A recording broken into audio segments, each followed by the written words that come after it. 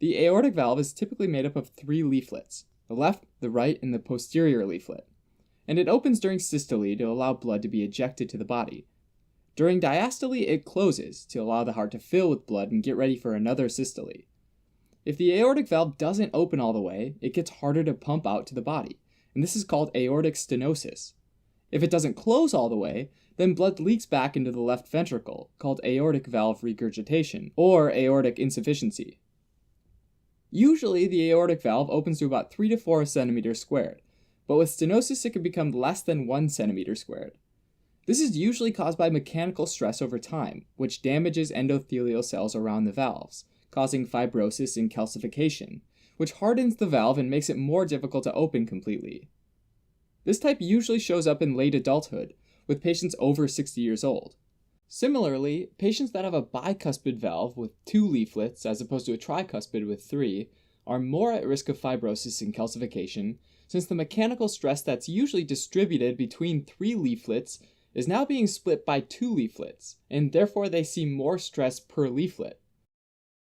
Another important cause of aortic stenosis is chronic rheumatic fever, which can cause repeated inflammation and repair, leading to fibrosis.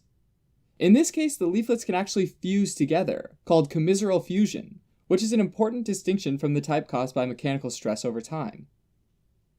When the valve fuses together, or hardens, it doesn't open as easily, right?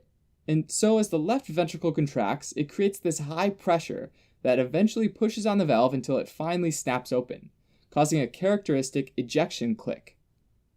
Since the blood has to flow through a narrow opening, there's turbulence, which creates noise or a murmur, which gets initially louder as more blood flows past the opening, and then quieter as the amount of blood flowing subsides, because less remains in the ventricle.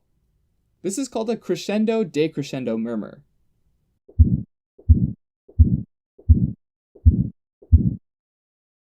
Since now it's harder to open and push blood past this hardened valve, the left ventricle has to generate higher pressures each time it contracts to get the same amount of blood through.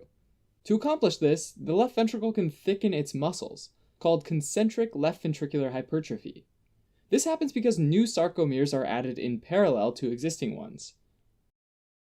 Even though you have this bulked up ventricle, the heart still might struggle to get enough blood through the narrowed opening and to the body, and ultimately to the vital organs.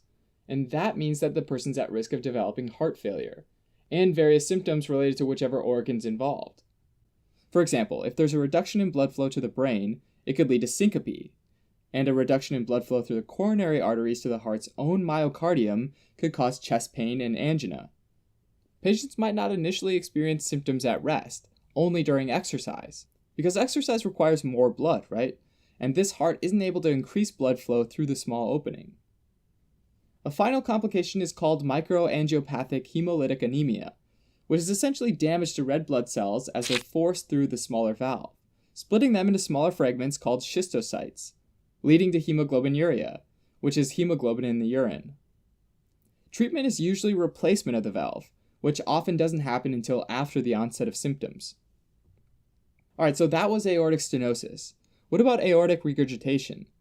Well, normally right after the ventricle pumps blood out through the aortic valve, the valve shuts and remains shut until the ventricle fills again. With aortic regurgitation, or sometimes aortic insufficiency, blood flows back from the aorta into the left ventricle during diastole, or during ventricular filling.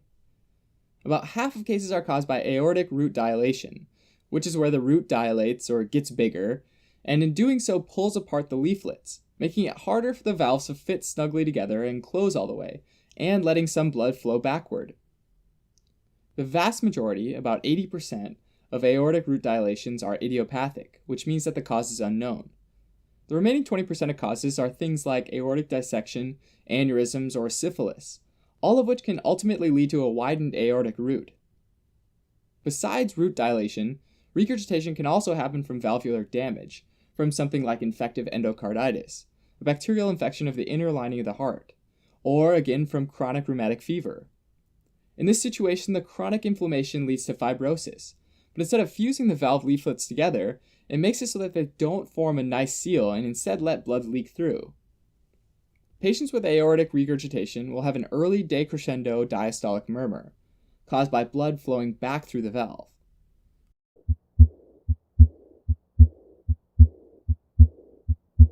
Since blood's leaking back from the aorta into the left ventricle, the left ventricular blood volume increases, which increases the stroke volume, or the amount that the left ventricle pumps out during contraction, or systole.